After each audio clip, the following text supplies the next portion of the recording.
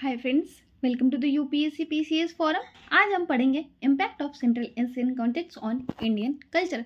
हम पढ़ रहे थे एनसीईआरटी में पोस्ट मौर्यन एज को, और उसमें देखेंगे आज हम impact of central Asian context on Indian culture. और इसके पहले मैं आपको बोलूँगी, प्लीज़ फ्रेंड्स, अगर अपने चैनल को शेयर एंड सब्सक्राइब नहीं किया तो चैनल को जरूर शेयर एंड सब्सक्राइब करें एंड कमेंट सेक्शन में बताना ना भूलें वीडियो कैसा लगा। स्टार्ट करते हैं 37 नंबर क्वेश्चन से। Consider the following statement with reference to Indo Greeks in India.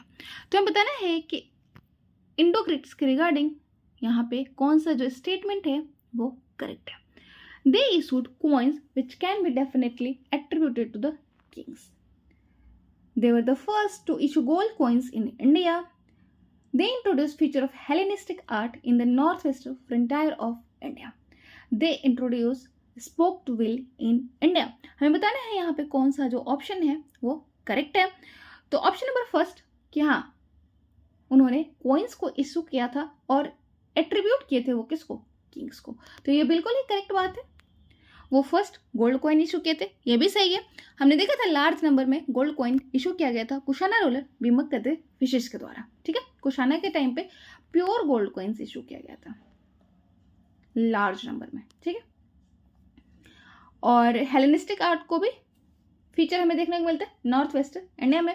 और इंडो ग्रीक का जो आर्ट का है रोल, वो हमें गंधारा जो आर्ट होता है कनिष्का पीरियड का, उस पर भी इसका इन्फ्लुएंस देखने को मिलता है। तो बिल्कुल सही, they introduce spoked wheel in India, नहीं ये नहीं सही है। तो ऑप्शन नंबर हमारा जो है वो करेक्ट हो जाता है 1, 2, 3। ऑप्शन नंबर 1 हो जाता है करेक्ट। आप ध्यान में रखेंगे कि जो व्हील है पॉटरी बनाने के लिए यूज तो किया जाता था आपका आईवीसी के टाइम पे भी। ठीक है, लेकिन तो उस टाइम जो व्हील था वो स्पोक्ड व्हील नहीं होता था। तो ये आपको बहुत ध्यान से रखना, क्योंकि स्पोक्ड व्हील पहली बार यूज किया जाता है कब, मौर्यंस के पीरियड में। ये आपको ध्यान में होना चाहिए। देख लेते हैं एक बार इसका एक्सप्लेनेशन। तो इंडो ग्रीक्स कौन थे, वो फर्स्ट रूलर थे जिन्होंने कॉइन्स को इशू किया था और वो एट्रीब्यूट किए थे किंग्स को। और इसके पहले क्या था, क्योंकि अर्ली जो कॉइन्स थे वो पंच मार्क्ड हुआ करते थे, मतलब एक कॉइन्स होता था उसके ऊपर पंच कर दिया जाता था। Okay, which cannot be assign with certain to any dynasty. तो वो किसी डायनेस्टी को असाइन नहीं किया जाता था। जबकि जब इंडो ग्रीक आए तो उन्होंने जो कॉइन्स इशू किया तो वो एट्रीब्यूट किया एक पर्टिकुलर किंग्स को। ठीक है, इंडो ग्रीक जो है वो फर्स्ट इशू किए थे गोल्ड कॉइन्स को, और जो लार्ज नंबर में स्टार्ट हो गया था कुशानस के पीरियड में। Hellenistic art north west frontier में उन्होंने यूज किए थे। This art was not purely Greeks, और ये जो आर्ट था हेलेनिस्टिक जो आर्ट था वो प्योरली ग्रीक नहीं था। ठीक है, और ये डेवलप होता है कैसे, जब ग्रीक्स का कॉन्टेक्ट जो होता है इंडो मतलब नन ग्रीक से। ठीक है, और स्पोक्ड व्हील का यूज किया गया था, वो मौर्यंस के टाइम में यूज होता था। तो नेक्स्ट क्वेश्चन देखते हैं। Greek ambassador Heliodorus set up a pillar in honour of Vasudeva in. तो जो ग्रीक रूलर है, ग्रीक एम्बेसडर हेलियोडोरस, वो एक पिलर सेट करते हैं किसके ऑनर ऑफ वसुदेवा का ऑनर में। कहाँ पर वो होता है, विदिशा में। ऑप्शन नंबर बी हो जाएगा हमारा करेक्ट। कहाँ देखने को हमें मिलता है, विदिशा, जो कि एमपी का एक प्लेस है। ठीक है, around in the middle of 2nd century BC में ये हमें देखना। इंडिजिनस जो रिलीजियस एलिमेंट्स, मतलब इंडो ग्रीक्स जो थे, ये जो पिलर बनाया गया था विदिशा में, हेलियोडोरस ने सेट किया था, जो ग्रीक एम्बेसडर हेलियोडोरस ने सेट किया था एक पिलर को, कहाँ पे, विदिशा में। तो उसमें ऐसा नहीं था कि सिर्फ इंडो ग्रीक का ही फीचर था, इसमें कुछ इंडिजिनस फीचर भी लिए गए थे। ठीक है, 39th नंबर क्वेश्चन देखते हैं। The image of God Shiva and Buddha appear on the coins of the rulers of which one of the following dynasties.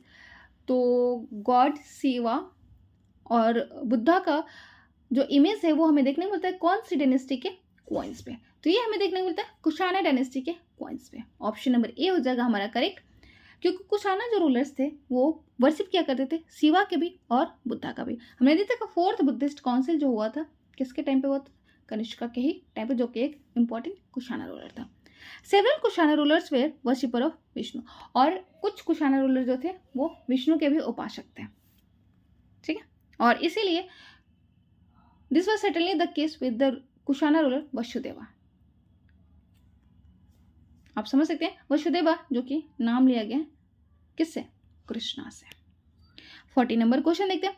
The period of Kushana phase in the Indian history was characterized by the following potteries. तो शक कुशाना जो phase होता है Indian history में, उनके time पे कौन सी pottery का use किया जाता था? तो वो पॉटरी होती थी आपकी red ware pottery. Red ware pottery जो होती थी वो शक कुशाना एम्पायर के द्वारा यूज किया था। Northern black polished where use किया जाता था मगध और महार जनपदास के टाइम पे। पेंटेड ग्रे वेयर जो यूज किया जाता था मिलने किसके टाइम पे? पीजीडब्ल्यू यूज किया जाता था वैदिक पीरियड के टाइम पे, ठीक है। Ochre coloured pottery mainly Chalcolithic period के टाइम पे, वैदिक पीरियड के टाइम पे यूज किया जाता था। देख लेते हैं। The period of Shaka Kushana phase in Indian history was characterized by red ware pottery. Red pottery techniques were widely known in central Asia. और ये कहाँ पे मिलता है? हमें सेंट्रल एशिया में देखने को मिलता है। 41st number question, which of the following statement about the impact of Sakas and Kushana on Indian culture is incorrect. तो ये बताना कि कौन सा जो इम्पैक्ट है वो इनकरेक्ट है इंडियन कल्चर पे सकस और कुशाना के रिगार्डिंग। तो देख ले, they adopted the Indian names, they introduce their own language, script and religion in India, they became integral part of the Indian society, they introduced turban, tunic, trouser, heavy long coat।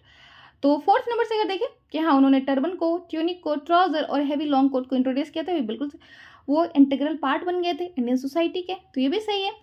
उन्होंने अपना language, script और religion नहीं introduce किया था। हमने देखा था कि उनका जो रिलीजन हुआ करता था वो क्या कहते थे, वो बुद्धा, शिवा, विष्णु का उपासक हुआ करते थे, तो ये बिल्कुल ही गलत है। इंडियन नेम्स को उन्होंने अडॉप्ट किया था, तो ये बिल्कुल सही है। तो ऑप्शन नंबर बी जो हो जाता है, मतलब हमारा जो ऑप्शन स्टेटमेंट सेकंड है वो इनकरेक्ट हो जाता है और ऑप्शन बी हमारा इनकरेक्ट हो जाता है। तो सकस और कुशाना का जो इंडियन कल्चर पे वो कहाँ से बिलोंग करते हैं? सकस और कुशाना वो बिलोंग करते हैं वेस्ट और सेंट्रल एशिया से, और उनका इंडियन कल्चर पे बहुत बड़ा इम्पैक्ट रहा है। और वो उनका जो लैंग्वेज होता है वो कौन सा होता है? संस्कृत लिटरेचर ही होता है जो इंडिया में चल रही थी। बाकी हम देखते हैं next question number 42। The ancient text महावत्सु और Divyavadana are related to which of the following sects of Buddhism.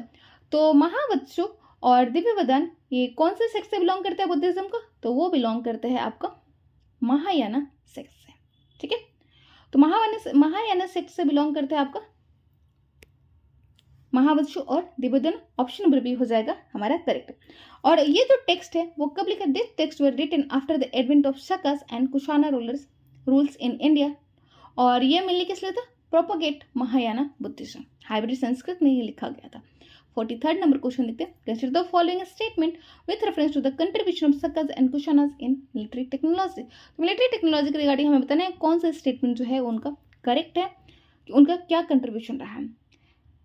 They popularized the use of spears and lances for horsemen. They introduced the use of cap, helmet, boot in warfare. They also introduced the use of gunpowder for the storming the fortress of the adversary. तो third number जो option है हमारा incorrect हो जाता है। First और second जो statement है वो करेक्ट हो जाता है और इसलिए हमारा ऑप्शन जो हो जाता है ए हो जाता है करेक्ट। देख लेते हैं एक बार एक्सप्लेनेशन। शक और कुशाना जो है वो कैवेलरी उनका काफ़ी अच्छा था।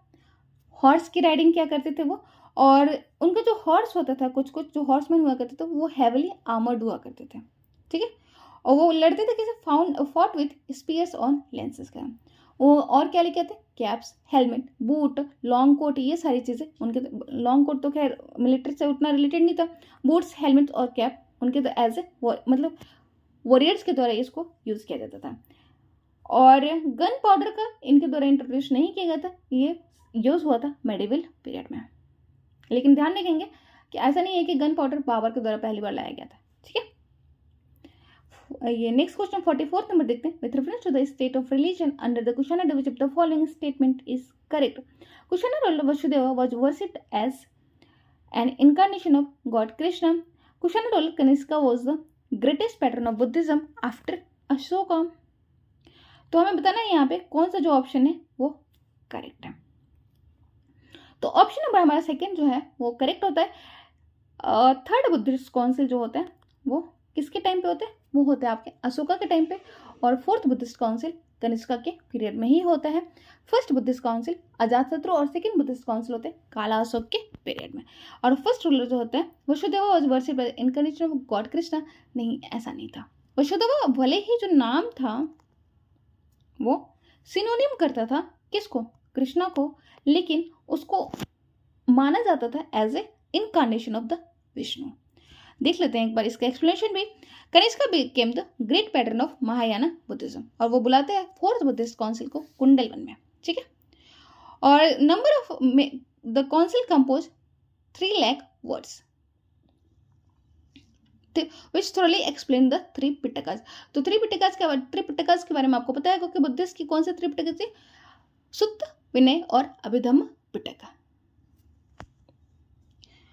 और त्रिरत्न आपको पता है किससे रिलेटेड है, वो आपका सैनिज्म से रिलेटेड है। Kanishka got this commentaries engraved on sheets of red copper, enclosed them in stone receptacles and raised a stupa over it, ठीक है। और कनिष्का जो है बहुत सारे स्टूपास को सेटअप करते हैं in the memory of Buddha, और ये सारी चीजें अशोका के द्वारा भी की गई थी। 45 नंबर क्वेश्चन देखते हैं। Consider the following statement with reference to the Gandhara art. तो गंधारा आर्ट के रिगार्डिंग हमें बताना है कौन सा स्टेटमेंट जो है वो करेक्ट है। It was synthesis of local Greeks, Romans and central Asian elements under the influence of Buddhism. तो ये बिल्कुल ही सही बात है कि वो सिंथेसिस था local Greeks, Romans, Central Asian का। In this art form of image of Buddha were made in Greco Roman style. तो ये भी बिल्कुल सही बात है। और हमने देखा था कि ग्रीन सिस्ट का यूज किया जाता था, और ये पैटर्नाइज किया गया था सक्का डायनेस्टी स्क्वायर द्वारा, तो नहीं, ये पैटर्नाइज किया गया था कुशाना डायनेस्टी के द्वारा। ऑप्शन नंबर हमारा 1 हो जाएगा करेक्ट। स्टेटमेंट थर्ड जो है वो इनकरेक्ट है। तो कुशाना रूलर्स जो होते हैं brought artist and masons of Central Asia, Gandhara and Mathura together pieces of sculpture from Central Asia show synthesis of both local and Indian elements under the influence of Buddhism. और Indian craftsman contact में आते हैं central Asian, Greeks, Romans के, और specially north western frontier में India in Gandhare में। और इस तरीके से एक ग्रीको रोमन स्टाइल का गंधारा आर्ट का एस्टेब्लिशमेंट होता है, ठीक है। और इसमें जो बुद्धा का हेयर है वो कैसे फैशन किया गया, ग्रीको रोमन स्टाइल में। अमरावती आर्ट आप ध्यान में रखेंगे वो किसके द्वारा पैटर्नाइज किया गया था, सत्यवनाश के द्वारा। Consider the following statement with reference to the Mathura art. Similar to Gandhara art, it also focused on Buddhism also only.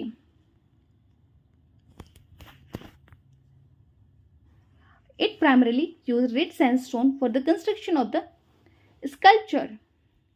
It was primarily a center of indigenous art promoted by the rulers of Kushana dynasty. तो हमें बताना है यहाँ पे कौन सा जो option है वो करेक्ट है, करेक्ट नहीं है। तो गंधारा आर्ट में बुद्धिज्म का कंसेप्ट था, ठीक है, लेकिन जो मथुरा आर्ट था वहाँ पे आपको वो किससे रिलेटेड थे, सारे रिलीजन से, बुद्धिज्म, जैनिज्म और हिंदुइज्म से। तो यहाँ पे सिर्फ बुद्धिज्म नहीं होगा। ऑप्शन 1 जो है स्टेटमेंट जो फर्स्ट है वो इनकरेक्ट है। प्राइमरीली जो है वो रेड सैंडस्टोन का यूज़ किया करते थे, और हमने देखा था गंधारा आर्ट में प्राइमरीली वो किसका ग्रीन सिस्ट का यूज़ किया। और centre of the indigenous art promote किया गया था कुशाना डायनेस्टीज के द्वारा। तो ये बिल्कुल ही सही बात है। ऑप्शन नंबर बी हो जाएगा हमारा इनकरेक्ट, क्योंकि सेकेंड जो स्टेटमेंट हमारा फर्स्ट है वो इनकरेक्ट है। मथुरा स्कूल ऑफ आर्ट जो है वो सिर्फ बुद्धा की इमेज को डिपिक्ट नहीं करते, वो जैन तीर्थंकर और हिंदू गॉड गॉडेजेस का भी करते, और पैटर्नाइज किया गया था ये कुशाना रूलर्स के द्वारा। 47 नंबर क्वेश्चन देखते हैं कि द फॉलोइंग स्टेटमेंट अबाउट अश्वघोषा, और यहाँ बताना है कौन सा जो है वो करेक्ट ऑप्शन है। तो अश्वघोषा he enjoyed the patronage of Kushana. He wrote Buddha Charita, the biography of Buddha. He also composed the Saundranand, which is fine examples of काव्य in प्रकृति लैंग्वेज। तो हमें बताना यहाँ पे कौन सा जो ऑप्शन है ये यहाँ पे करेक्ट है। तो हाँ, वो पेट्रनाइज एंजॉय किया था कनिष्का का, तो ये बिल्कुल ही सही बात है। उसके बाद ही रोट बुद्ध चरिता, और ये क्या होता है, बायोग्राफी है बुद्धा का, तो ये भी बिल्कुल सही है कि बुद्धा का बायोग्राफी रोट किया गया था किसके द्वारा, अश्वघोष के द्वारा। और थर्ड नंबर है he also compose the Saundarananda which is fine example of Kavyayani Prakrit language. तो हाँ, सौंदर्यनंद जो है वो अश्वघोष के द्वारा ही कंपोज किया गया था, लेकिन ये प्रकृत में नहीं है, ये संस्कृत में है। इसीलिए हमारा जो थर्ड ऑप्शन है, वो थर्ड स्टेटमेंट है, वो इनकरेक्ट हो जाता है, और इसके साथ ही हमारा जो ऑप्शन फर्स्ट है वो सही हो जाता है। ए ऑप्शन हमारा करेक्ट हो जाता है। 48 नंबर क्वेश्चन देखते हैं। With reference to the cultural contact between Indian and ancient Greek which of the following statement are correct. तो कौन सा स्टेटमेंट यहाँ पे करेक्ट है? Post modern times Indian astrology and astronomy profited from the contact with Greeks. Greek rulers introduced Indian motifs on their coins. Greek exported dogs, cattle, spices, ivory pieces from the India. तो हमें बताना है कौन सा statement जो है वो correct है रिगार्डिंग इंडियन और एंशिएंट ग्रीक कॉन्टेक्ट। तो बिल्कुल ये तीनों ही सही है। पोस्ट मॉडर्न टाइम से इंडियन एस्ट्रोलॉजी जो है और एस्ट्रोनॉमी प्रॉफिट होता है किसके कॉन्टेक्ट से? ग्रीक से। ग्रीक रूलर जो है वो इंट्रोड्यूस करते हैं Indian motive on their coins, और वो एक्सपोर्ट करते हैं डॉग, केटल्स, स्पाइस और आइवरी। कहाँ से? इंडिया से। ऑप्शन डी हो जाएगा हमारा करेक्ट। पोस्ट मॉडर्न टाइम्स में इंडियन एस्ट्रोलॉजी और एस्ट्रोनॉमी जो होता है वो प्रॉफिट होता है किससे? ग्रीक के कॉन्टेक्ट से। और बहुत सारे जो टर्म्स होते हैं वो लिए गए हैं किससे? ग्रीक से लिए। इंडियन एस्ट्रोलॉजी इन्फ्लुएंस होता है ग्रीक आइडिया से, जैसे कि Greek word horoscope was derived from Horashastra which is used in astrology in Sanskrit. ठीक है। Greek ruler use the Brahmi script and representatives of Indian motives on their coins. Brahmi script का use Ashoka के द्वारा भी किया गया था, जिसको डेसिफर किया गया था जेम्स प्रिंसेप के द्वारा। ध्यान रखेंगे। 49th नंबर क्वेश्चन देखते हैं। Consider the following statement with reference to the development in the field of medicine in post modern times. और हमें बताना है यहाँ पे करेक्ट स्टेटमेंट कौन सा है। Indian benefited immensely from the Greeks in the field of medicine. The Charak Samhita contains name of numerous plants and herbs from which drugs are to be prepared for the use of patients. For the cure of ailments, the ancient Indian physician relied chiefly on plants. हमें बताना है यहाँ पे कौन सा जो option है वो करेक्ट है। तो हमारा जो ऑप्शन सेकेंड और थर्ड है वो बिल्कुल सही है, लेकिन हमारे जो फील्ड मेडिसिन सिस्टम थी वो काफ़ी स्ट्रांग थी। ठीक है। तो ग्रीक्स जो है वो बेनिफिट हुए थे इंडियन मेडिकल सिस्टम से। ऑप्शन जो फर्स्ट मतलब स्टेटमेंट जो फर्स्ट है वो इनकरेक्ट है, बाकी दोनों ही स्टेटमेंट करेक्ट है। ऑप्शन बी हो जाता है हमारा करेक्ट। और आपको पता है चरक संहिता लिखा गया था चरका के द्वारा, और ये कंटेन करता है न्यूमरस प्लांट्स और हर्ब जिसका यूज किया जाता था पेशेंट को ठीक करने में। ठीक है। और इसके लिए यूज किया गया था वर्ड औषधि। मेडिसिन को औषधि कहा जाता था। ठीक है। और सुश्रुत संहिता आपको पता है सुश्रुत के में लिए सर्जरी के लिए फेमस था। 50 नंबर क्वेश्चन देखते हैं। Consider the following assertion and reason and choose the correct code. तो हमें बताना है कौन सा जो कोड है वो यहाँ पे सही है। Large scale assimilation of foreigners into Indian society happened in post-modern age. The foreign conquerors were absorbed in Indian society as a warrior class. हमें बताना है यहाँ पे कौन सा स्टेटमेंट जो है वो करेक्ट है। तो बिल्कुल फॉरेन कंकर जो वो एब्जॉर्ब हो जाते हैं इंडियन सोसाइटी में कंकर वॉरियर क्लास के रूप में, और लार्ज एसिमिलेशन स्टार्ट होता है पोस्ट मॉडर्न एज में। तो बिल्कुल सही बात है। ऑप्शन नंबर जो ए हो जाएगा हमारा करेक्ट हो जाएगा, क्योंकि रीजन जो है यहाँ पे करेक्ट एक्सप्लेनेशन देता है किसका? असर्शन का। एक बार इसका एक्सप्लेनेशन भी देख लेते हैं। The Greek Sakas Parthians Kushanas lost their identity in India. वो बन जाते हैं क्या? Indians completely. और कनकरर एक टाइप का एक एज ए कनकरर ओवेरियर ग्रुप में यहाँ पे स्टेब्लिश्ड हो जाते हैं। ठीक है। तो आज के लिए इतने ही रहने थे। नेक्स्ट क्लास में स्टार्ट कर दे मिसलेनियस से। आई होप आप लोगों को अच्छा लगा होगा। अच्छा लगे तो हमारे चैनल यूपीएससी पीसीएस फोरम को ज्वाइन कर सकते हैं। बाय।